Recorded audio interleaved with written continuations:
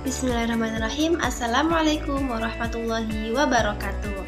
Perkenalkan, nama saya Agria Isnan Mahyasti dari mahasiswa UIN Maulana Malik Ibrahim Malang, program studi PGMI. Pada video kali ini, saya akan memaparkan materi tentang interaksi individu dan alam. Lingkungan hidup merupakan keseluruhan unsur atau komponen yang berada di sekitar individu yang mempengaruhi kehidupan dan perkembangan individu yang bersangkutan. Nah, dalam satu kehidupan, manusia tidak bisa jauh dari lingkungan. Mengapa? Karena hubungan antara manusia dan lingkungan itu sangat penting. Nah, itulah hubungan antara lingkungan dan manusia disebut dengan ekosistem. Ekosistem yaitu suatu unsur tatanan pada lingkungan hidup yang merupakan kesatuan utuh, menyeluruh, dan saling mempengaruhi dalam bentuk keseimbangan, stabilitas, dan saling mempengaruhi dalam produktivitas lingkungan hidup. Pada lingkungan hidup terdapat 3 unsur, yaitu unsur fisik atau abiotik, unsur hayati atau biotik, dan unsur budaya. Unsur fisik atau disebut dengan abiotik yang merupakan unsur lingkungan hidup yang terdiri dari benda-benda tidak hidup. Jadi, contohnya seperti air, tanah, sinar matahari, dan udara. Peran penting antara unsur fisik atau abiotik dalam lingkungan hidup ini sebagai media untuk berlangsungnya kehidupan. Contoh, jika tidak ada air, manusia tidak bisa minum.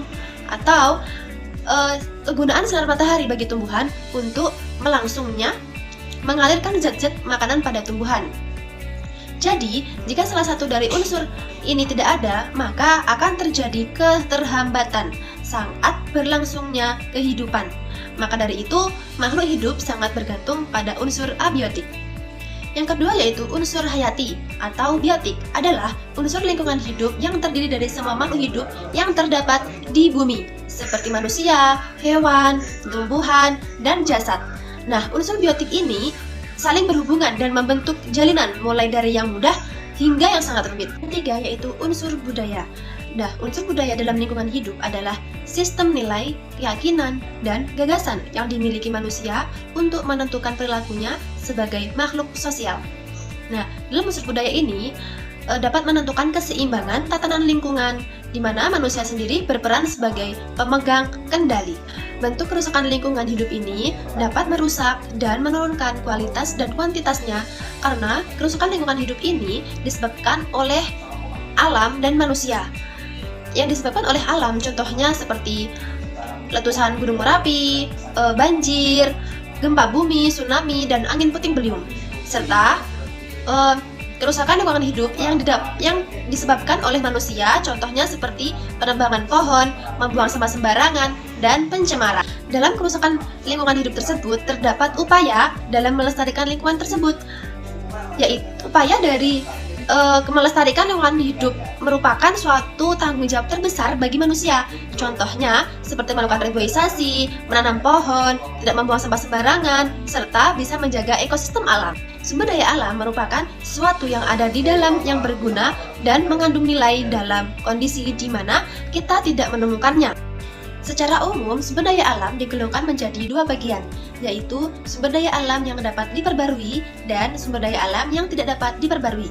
Contoh dari sumber daya alam yang dapat diperbarui yaitu seperti hewan, tumbuhan, air, mikroba, dan tanah.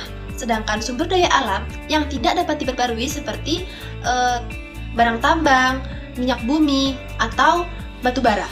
Interaksi menurut bahasa saling mempengaruhi, dan interaksi secara istilah adalah suatu jenis tindakan yang terjadi ketika 2 atau lebih objek yang mempengaruhi atau memiliki efek satu sama lain. Sehingga interaksi manusia dengan alam merupakan hubungan timbal balik antara manusia dengan alam. Maka keduanya saling mempengaruhi.